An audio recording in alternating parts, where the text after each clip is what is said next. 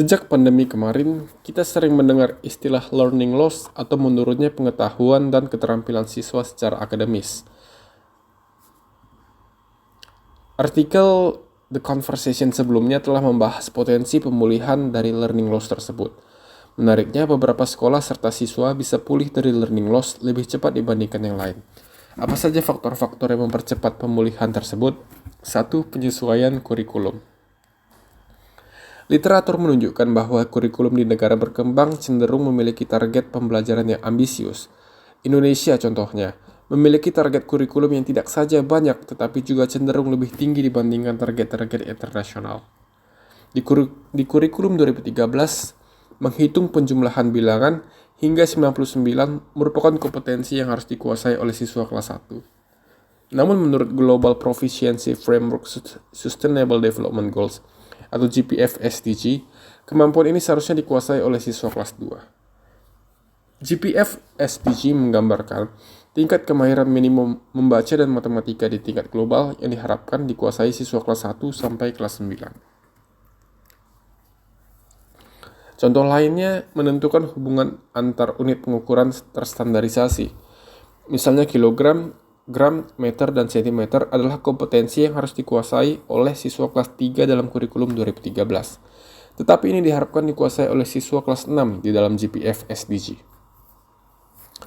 Studi yang dilakukan oleh penulis menunjukkan bahwa siswa yang gurunya melakukan penyesuaian kurikulum selama masa pandemi mengalami pemulihan hasil belajar 4 bulan lebih cepat dibandingkan dengan siswa yang gurunya tidak melakukan penyesuaian kurikulum.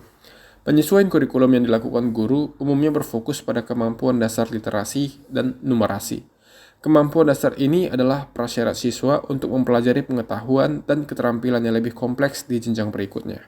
Misalnya, untuk kemampuan literasi, guru fokus mengajarkan anak tentang bunyi huruf, pengenalan huruf, suku kata, dan kata sebagai modal awal siswa untuk bisa lancar membaca.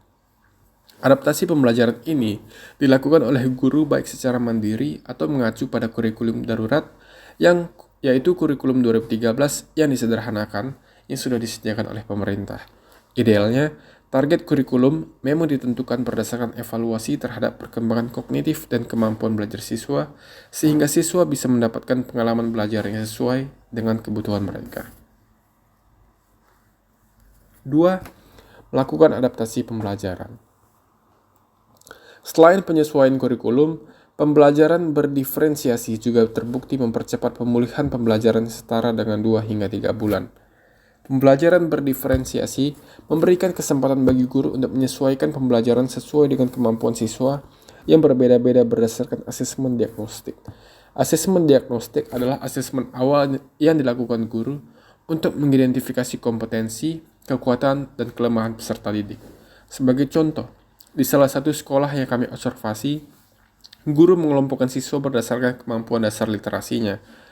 Guru menggunakan kartu gambar dan huruf, gambar apel dan huruf A untuk anak-anak yang belum mengenal huruf. Sementara untuk anak-anak yang sudah mengenal kata, guru memberikan mereka potongan kata agar anak bisa menyusun kalimat.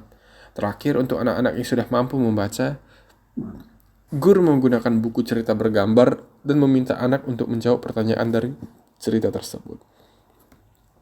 Pembelajaran berdiferensiasi bukan untuk membedakan siswa, namun memberikan peluang bagi guru untuk menyesuaikan instruksi pembelajaran, tugas, serta media belajar. Pendekatan ini memungkinkan siswa mendapatkan kesempatan belajar yang sama untuk terus berkembang sesuai potensinya. 3. Partisipasi aktif guru.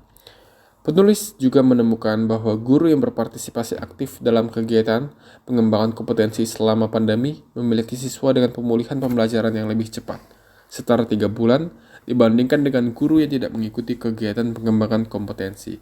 Sayangnya, studi lain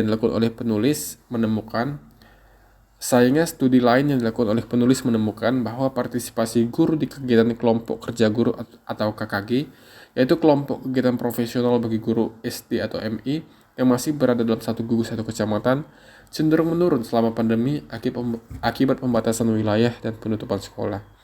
Oleh sebab itu, penting bagi pemangku kepentingan, baik di daerah maupun nasional, untuk bisa memastikan semua guru khususnya yang selama ini memiliki kesempatan lebih terbatas mengembangkan kapasitas profesionalnya baik secara tatap muka di KKG maupun kegiatan pelatihan daring.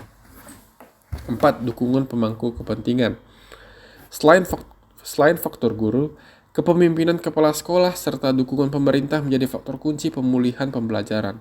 Kepala sekolah yang aktif melakukan pendampingan secara berkala kepada guru cenderung memiliki siswa dengan pemulihan pembelajaran yang lebih cepat setara dengan 5 bulan pembelajaran. Demikian juga kepala sekolah yang selama pandemi memiliki program khusus untuk memulihkan proses pembelajaran, pemulihan pembelajarannya menjadi 3 bulan lebih cepat. Di sisi lain, bantuan dari pemerintah baik secara material maupun dukungan teknis untuk menunjang pembelajaran jarak jauh penting dalam mendorong kepala sekolah dan guru menjalankan tugasnya di sekolah. Sekolah yang di masa pandemi mendapatkan bantuan pemerintah dalam bentuk kuota internet, komputer, atau insentif uang untuk melakukan pembelajaran luring di titik kumpul, memiliki siswa dengan pemulihan pembelajaran yang lebih cepat 3 bulan dibandingkan yang tidak. Di Bima, Nusa Tenggara Barat contohnya, guru-guru di salah satu SD mengaku mendapat bantuan berupa kuota internet dan insentif transportasi untuk melakukan pembelajaran luring di titik kumpul. Bantuan ini memudahkan mereka dalam melaksanakan kelas daring maupun tatap muka. Selain itu, bantuan juga membantu siswa mengakses materi pelajaran dan sumber bacaan tambahan dengan lebih mudah dan belajar secara mandiri. Namun, guru SD lain di daerah yang sama mengatakan tak menerima bantuan kuota sama sekali dan hanya terhenti pada tahap registrasi nomor telepon. Hal ini sangat menyulitkan mereka dalam mendistribusikan materi, sehingga banyak siswa kehilangan akses pembelajaran selama pandemi. Temuan studi penulis ini menegaskan bahwa percepatan pemulihan dari learning loss bukanlah hal yang mustahil. Namun percepatan ini membutuhkan penyesuaian, serta perubahan sistem yang melibatkan guru, kepala sekolah, serta pemangku kepentingan untuk menciptakan lingkungan belajar yang optimal bagi siswa.